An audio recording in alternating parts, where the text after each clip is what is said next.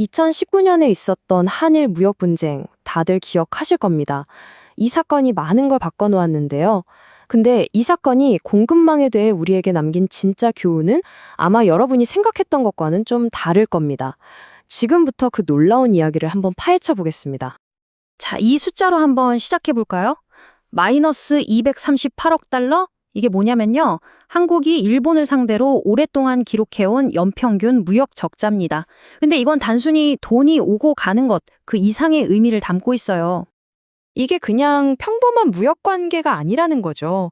수십 년 동안 뭐랄까 좀 기울어진 운동장 같은 관계였어요. 그리고 그게 우리 눈에는 보이지 않는 어떤 취약성을 계속 만들어 오고 있었던 겁니다. 이 관계의 핵심은 바로 여기에 있습니다.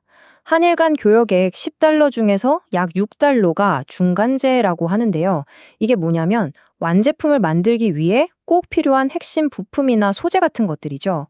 다시 말해 한국의 주력 산업들이 일본산 고급 부품이나 소재 없이는 돌아가기 힘든 구조였다는 거예요. 그 말은 뭐겠어요? 양국 관계가 조금만 삐걱거려도 그게 곧바로 우리 경제 전체의 발목을 잡는 리스크가 될 수 있었다는 뜻이죠. 그리고 2019년 모두가 우려하던 바로 그 리스크가 현실이 됐습니다. 전 세계에서 가장 중요한 산업 분야들이 말 그대로 엄청난 충격에 빠졌죠. 일본이 갑자기 반도체랑 디스플레이 만드는데 꼭 필요한 핵심 소재 세 가지의 수출을 콱 막아버린 겁니다. 이건 뭐 그냥 비상사태였죠. 한국 기업들은 당장 대체할 곳을 찾으려고 정말 필사적으로 움직여야만 했습니다. 이 그래프를 보시면 문제가 얼마나 심각했는지 바로 감이 오실 거예요.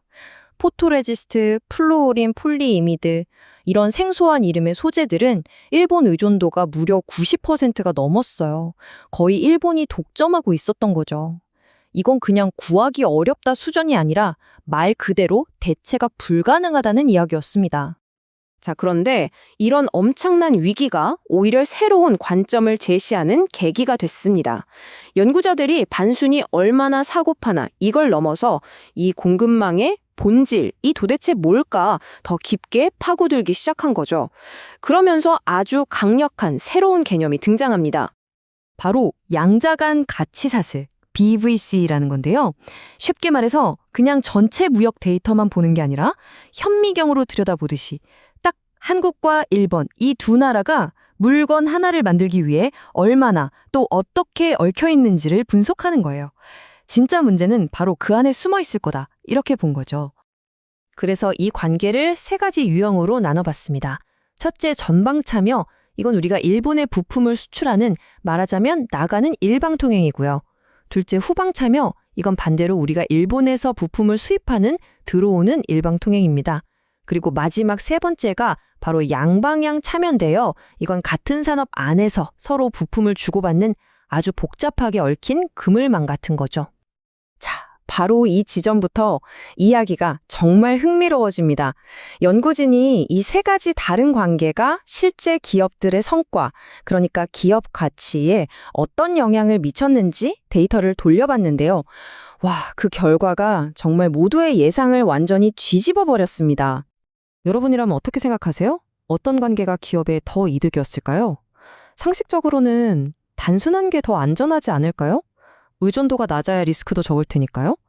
과연 데이터도 그렇게 말했을까요? 결과는 놀랍게도 정반대였습니다. 보세요.